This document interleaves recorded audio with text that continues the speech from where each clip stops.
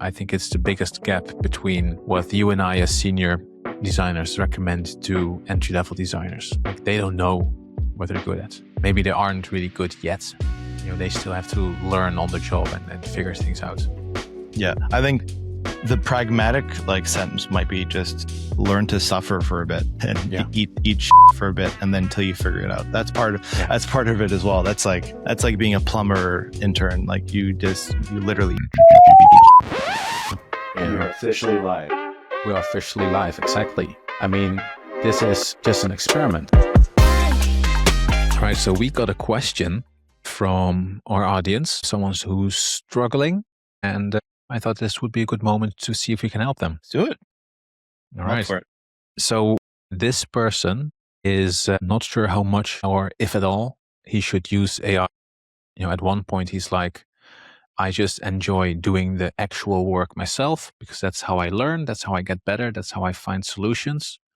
But at the same time, it also looks like I have to use AI like everyone else just to be considered to get a job. So he's struggling there. Should he keep to his morals, or should he, quote unquote, give in and just do what everyone else is doing just for the better odds of having a job? This person just graduated, is currently without a job, and is entering that level of desperation of, I need something just to survive. That's a fair one. Yeah. First question there, he's not here, obviously, but I would ask, what is the resistance to using AI at all?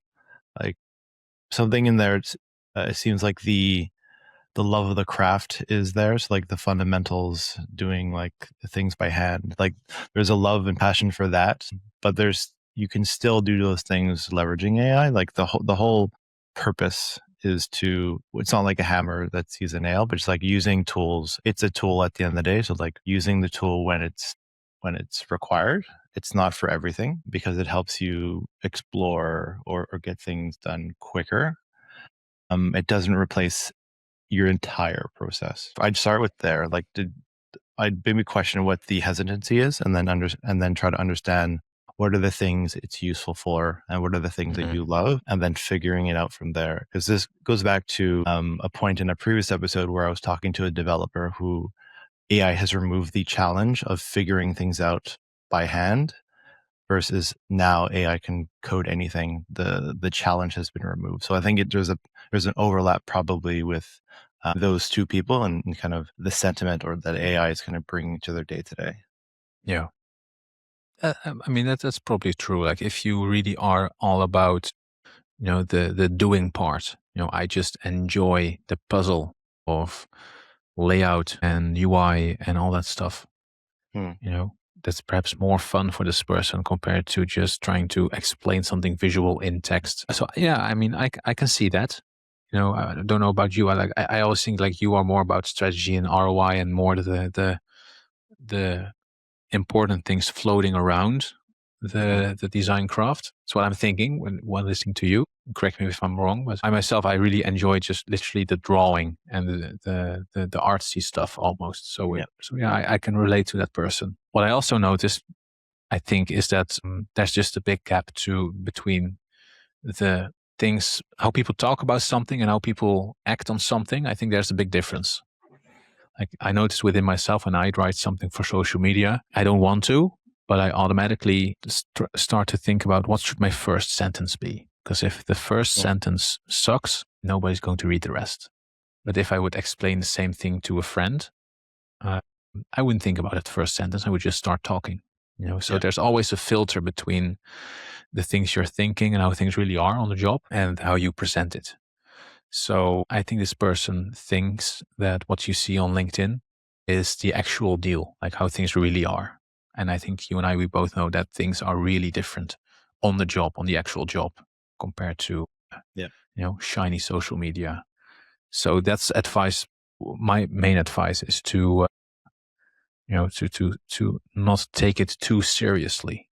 Use the post you see online for inspiration, but don't consider it to be the absolute truth. Yeah, because I think it's different on the job. There is an overcorrection of there's very big pressure to leverage AI, but the pressure is just about experimentation. There's this new tool. Let's see what works, what doesn't work. Let's break it and actually use it properly. The pendulum will swing back, and then we'll have a better grasp of like what it's used for.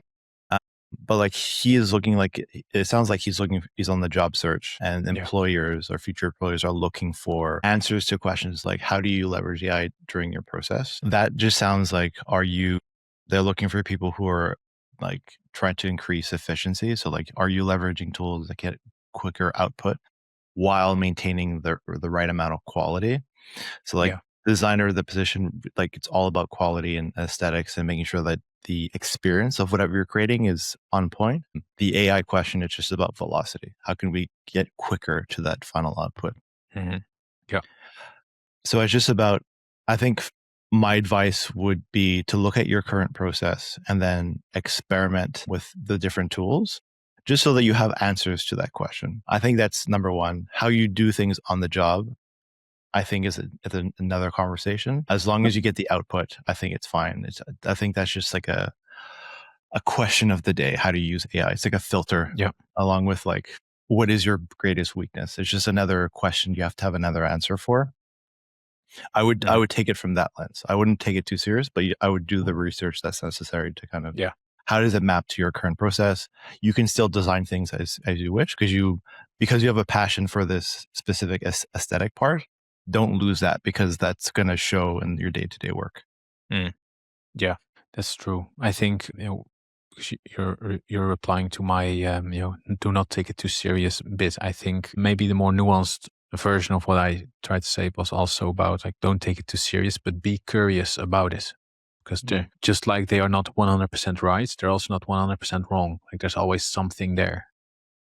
So you have to have your radar spinning. You just see like, hey, this thing this person has said, I've seen it 100 times now this month. So that probably means that there's something to it. I'm going to explore a bit, Yeah, so I think that's a little bit of the correction I have to put in. So I think you're right there. I also think that having, using a minimal level of AI is a requirement these days. Like I don't think, and this comes from someone who's very much against vibe coding and being AI only and all that kind of stuff. So this is something you should take seriously. There's a minimal level of AI usage you just need. You cannot do without today. Yeah. And there's answers to those questions or ways to use AI that doesn't affect your craft as well. Like to answer one of those questions, like AI could be a transcript, whether you use Loom or Granola, like taking recordings of different sessions and then taking that data and then aggregating it against like multiple sessions so that you're automating like the note-taking process. That's AI, even though, and it's not touching your craft. Doing research and analysis, that's another piece, not touching your craft. There's all these things that are AI related that don't touch the pixel part that you can still speak to and still learn to kind of speed up your process while maintaining the high level of like high touch to like what I imagine what he loves. Yeah. That's true. I mean, it just happened this week to me on one of my projects where we were just like in the previous episode, I'm still working on pricing pages. And this time we went in app. So trial's over, you click upgrade, and then you have a different kind of pricing page compared to a pricing page on a marketing website. The goal is different. Marketing website, the person is more exploring. Is this for me? Yes or no? But then in app, the intent is there. I want to subscribe. I want to figure out which of the options is right for me. So that's different. The AI usage I had was to get the current version of the pricing in-app pricing page into Figma, where just quite recently even you would need to redraw it from hand, like manually. Yes. And now I get not the good version, but I get something with one of the many plugins that you can choose from in Figma in seconds. And then it's a matter of cleaning it up and then starting to iterate from there. But the iterations were all done by hand by me in a very short time. And we had a live session with stakeholders and developers and different kinds of people. We had some feedback. We were all happy and it's done, all within a week. So there's some AI there just to take away the annoying bits, but the things you our listener asking this question, the things you really enjoy. I had a great time doing all of that by hand. And this is in an AI first company. They're very pro AI. Nobody complained about, this took a long time. This should be way quicker. It wasn't even like your typical AI arguments for why you should use it. None of it was even raised. So there's still a lot of fun things to do, in this day and age of AI. But even I used AI here just to have quick start. That's a big one. That's that brings me back to memory lane, where you would the typical process used to be take a screenshot of the app, because that's the use case where you're jumping in. There's no existing Figma files. It's a legacy part of the app that you have to kind of update, but you have to start from zero. Mm-hmm. Back in the day, it was taking a screenshot, bringing it into Photoshop, and then layering on the additions. Yes.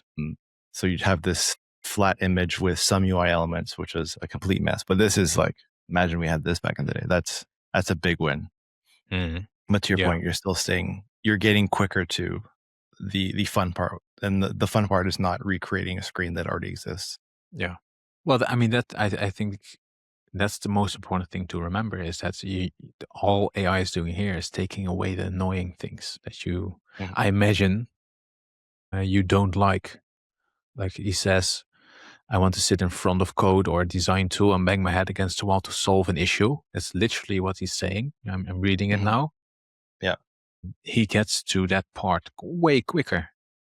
I don't think recreating a thing that already exists fits for what he's saying there.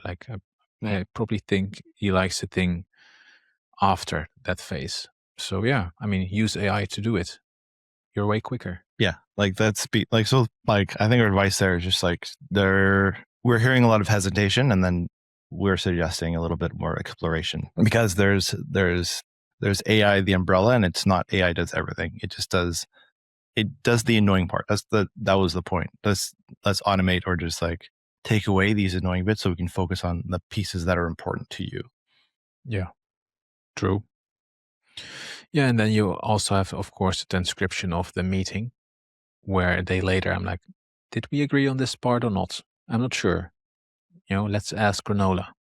Did we discuss this? Yes. Oh, okay. Now I remember. Back to work. So even without that use of AI, you would have to find the colleague from that meeting.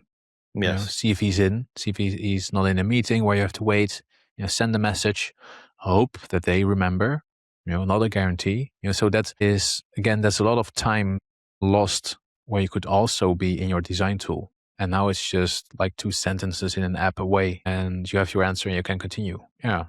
So I'm leaning towards do AI while keeping your moral standpoint, because I really think you can do both. I think you can.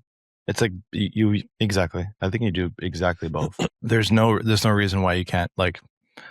I hate taking notes, so that's one example. And also the notes are going to be much better than my chicken scratch that I'm going to be writing on my paper. And I'm going to be half paying attention, because I'm trying to take notes while trying to listen at the same.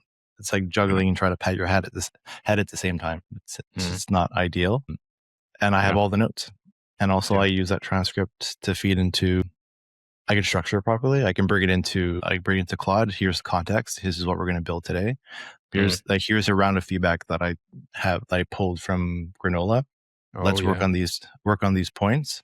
Create me a list of things I need to complete today. Let's go one by.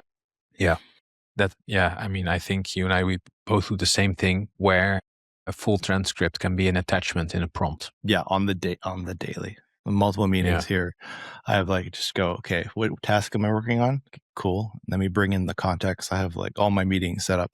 We talked about this. Let me bring that in. I'll bring in GitHub so I understand the code, like the GitHub connector for Claude, and then let's go. It's all about context, and then the decision is in your hand on how to design it properly. It's just feeding. It's just business context. Yeah. Before we continue, If you're feeling stuck in your design career, or if you feel like you're doing solid work while no one really notices, we've got a bunch of extra stuff on our website. We're building a community for product designers to actually learn, grow, and get hired, not just scroll and collect more inspiration. There's also articles, checklists, and courses. All based on real-world experience from both of us. No fluff, just what actually works. Check out designtablepodcast.com. The link is in the description. I think so. Would you consider yourself a successful designer? I'd say so. Yeah. Nope. And are you having fun on the job? Yeah. I'm having a lot of fun.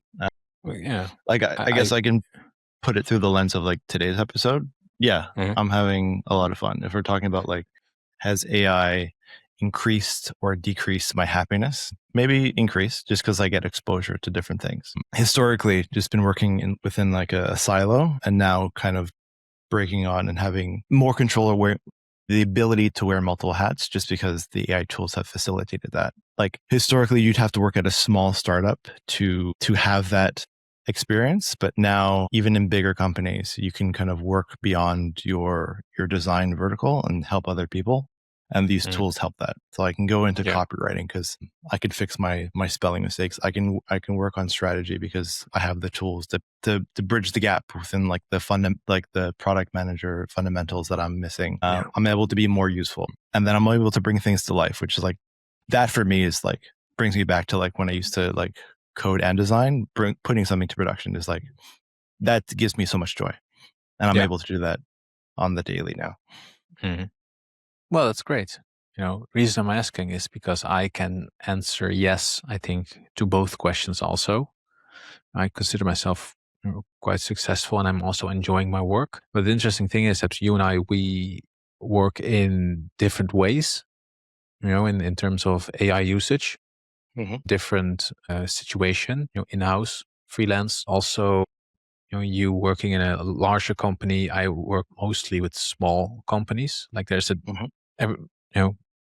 everything is kind of different. There's overlap, but it's really different. So I think that's also proof of how you can still find your own way, So if we would both listen to like social media posts where our question asker is clearly influenced by, and we would be doing the same thing. But we have found success in our own ways. And I hope that's motivating for people listening. Like you don't have to follow what someone else is saying per se. Like you can find your own way. It will probably work out. Yeah. Like, because at the end of the day, the strategy is like, you've picked a profession. The umbrella is design, and there's so many nuances and way to go and to be useful. So it's about like, for me, the strategy is what are you really good at and what do you really love doing, and see if you can package that as something that you bring with yourself to a company or to a startup, and then you get known for doing that thing. And that thing obviously has to deliver value, but like that could be the thing you continue to do. You don't have to take on you don't have to always take on tasks that are outside of your comfort zone. Yeah. Well, less comfort zone are just like things that you love doing. It's like if the happier you are doing your work, the better your work is. So like that's how I think I'd frame it. I do that today. It's like I'm really good and passionate about specific things, like the business side. So I get more tasks doing that. Like that's how I help. I think it takes a while before you know what you're really good at and what you really enjoy doing. I think it's the biggest gap between what you and I as senior designers recommend to entry-level designers. Like they don't know what they're good at. Maybe they aren't really good yet. They still have to learn on the job and figure things out.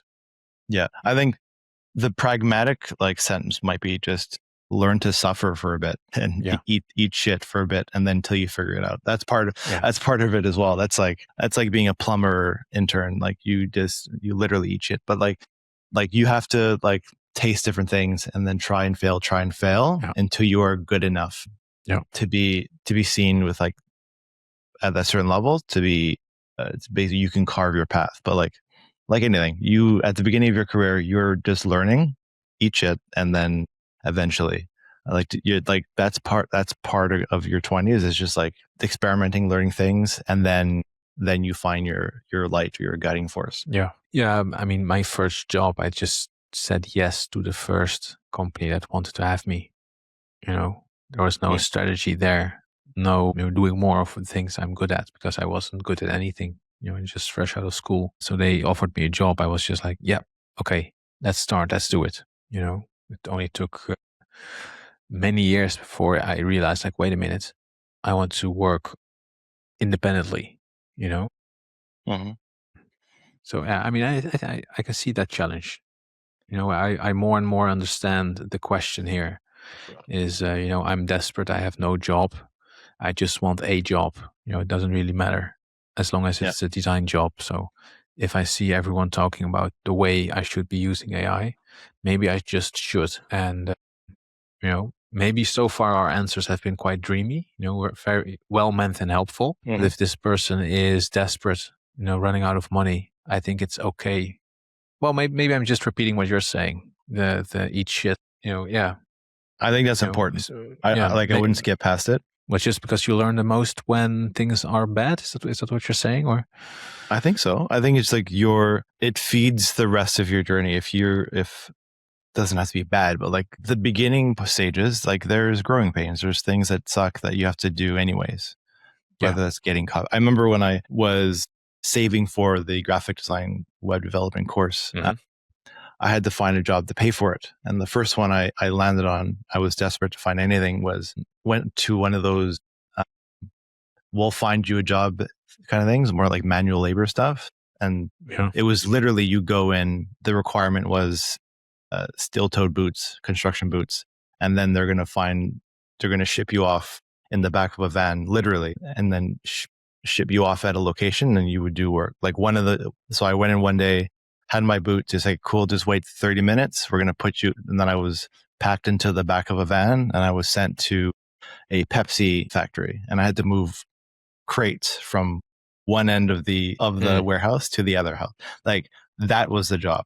I don't think I enjoyed a stitch or a minute of it, but it was a piece in the journey to help me save for the program or the course that I ended up took which was the step in the journey to kind of get me here where I am today. Yeah, that's impressive. That's really cool. My first job was being a mail delivery guy. What do you say? A postman? Is that what you say? Postman. Yeah. That's what I did. It doesn't sound as tough as what you're doing in a factory, but I remember having an area of the city that actually was done on a scooter, but I didn't have the license to drive it back in the day. So I was on a bike. And then in the end, they discovered like, maybe this route is a bit too large for a scooter. So let's do it by car next. And I was there on my bike with massive bags full of letters at the back of my bike, just, slaving away, trying to get everything there on time. So yeah, I can relate to that more or less, again, not a factory, but yeah. And now you look back at it. Yeah. You look back at it now almost nostalgically, like, oh, you remember those days, but I wouldn't want to do it again. Well, of course not. But like life is a collection of stories. That's what makes it interesting. That's why it's fun to hang out with new people and network. And these are the stories that you tell. They're not the fun parts, but like they're anecdotes that are fun parts to share about like your journey to where you are today. And everyone is different. Mm-hmm. That's true. I think I read a book with a story on Darwin and I think Benjamin Franklin. So 2 stories about like famous people. And I think they mimicked their surroundings just to be accepted. And then once they got in, they started doing their own thing. So I think one of them didn't get any intel, any info because he didn't drink. And then all his colleagues did drink.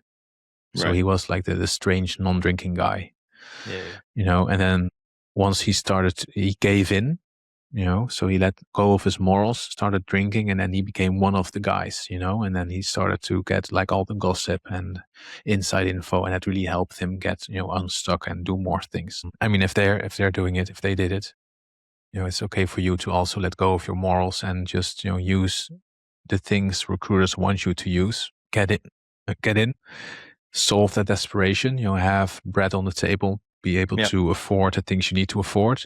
Then all the risk is gone for a while. And then you can, readjust and think about your next step. So that's a good analogy. Yeah. I like that one. Maybe that's, well, thank you. Yeah. Maybe that's smart because, you can have your morals all you want, but then if you run out of money and live on the street and have no food, that's a problem. That's a big problem. Yeah. That's really good advice. I think that's a good, like, do what you need to do, drink the alcohol without becoming an alcoholic, obviously. But so that when you're in the door, you get to figure it out and do what you want, but like you're able to kind of be yourself. Cause I think that's important. It's to not lose yourself, but your personal perspective and like how you do things. Yeah. That's what makes you unique. If you're a robot and like everyone else, it's hard for you to get seen in the crowd of employees. But if you have a unique perspective and you kind of stand out, that's a good way to play it. I think so. Yeah. Yeah. I noticed within my, the people I'm coaching, the mostly junior designers, they have this dream job in mind, and anything they see that isn't that dream job feels like they failed. While I think it's okay to have stepping stones along the way. And even after 11 years on the job now, I still don't have my dream situation. It's getting closer. I'm very happy, and it's way better than it was before. But it's good to remember that you will probably never go to that dream job. There will always be something. So it's okay to have a kind of okay-ish job for a while or longer while to solve different problems that you also have. So use a bit of AI. It's okay. That summarizes it. Use it. It's fine. Yeah. Well, I hope this is useful for the person. I hope this person is still listening to our show, because I see that this comment was from 3 months ago. So it took us a while to get there. But I'll tag this person like, hey, we have an episode coming up. Just for you. Just for you. Yeah. All right. All right. That's another episode in the bag. Yeah. Great episode. By the way, if you're stuck second guessing your work or trying to figure out your next move, drop a question in the comments or leave a review. We might actually feature you in one of our future episodes. And if you got any value from this episode, hit subscribe wherever you're listening. It helps more than you think. You can find everything else, resources, articles, and more at designtablepodcast.com. Thanks for being here. See you next time.